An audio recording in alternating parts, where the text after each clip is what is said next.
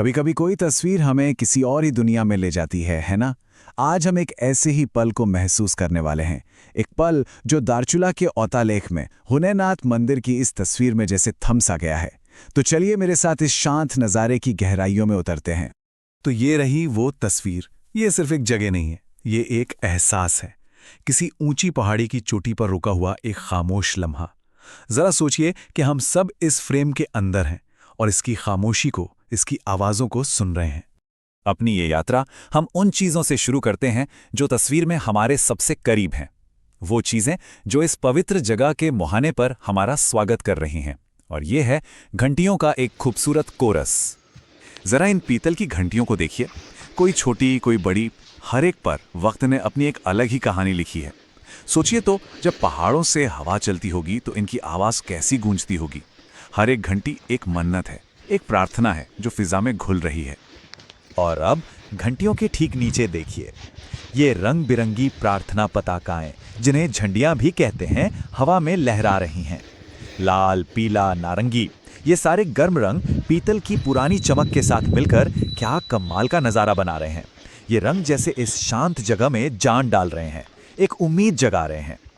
चलिए अब अपनी नज़रों को थोड़ा और आगे ले चलते हैं, उस रास्ते की तरफ जो हमें इस तस्वीर के दिल में ले जा रहा है। रास्ते के ठीक बीचों बीच ये लाल रंग की बनावट देखिए, एक दरवाजे की तरह लग रही है ना? या शायद कोई पारंपरिक झूला हो। इसका जो चटक लाल रंग है वो आसपास की हरियाली से बिल्कुल अलग दिख रहा है। ऐसा लग रहा है मानो ये किसी खास जगह का रास्ता दिखा रहा हो।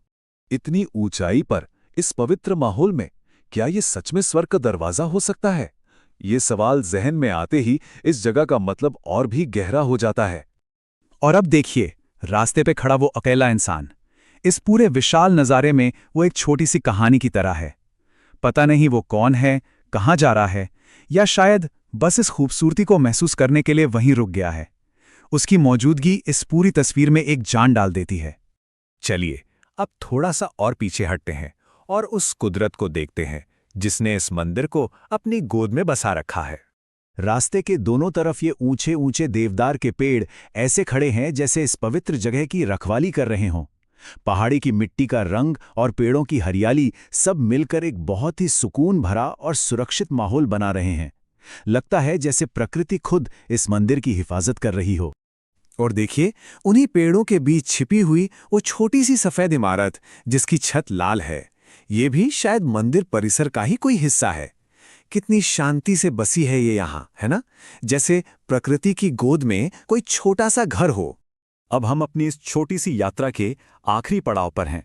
चलिए अपनी नज़रें ऊपर उठाते हैं और उस अंतहीन क्षितिज को देखते हैं जहां आसमान और पहाड़ एक हो रहे हैं।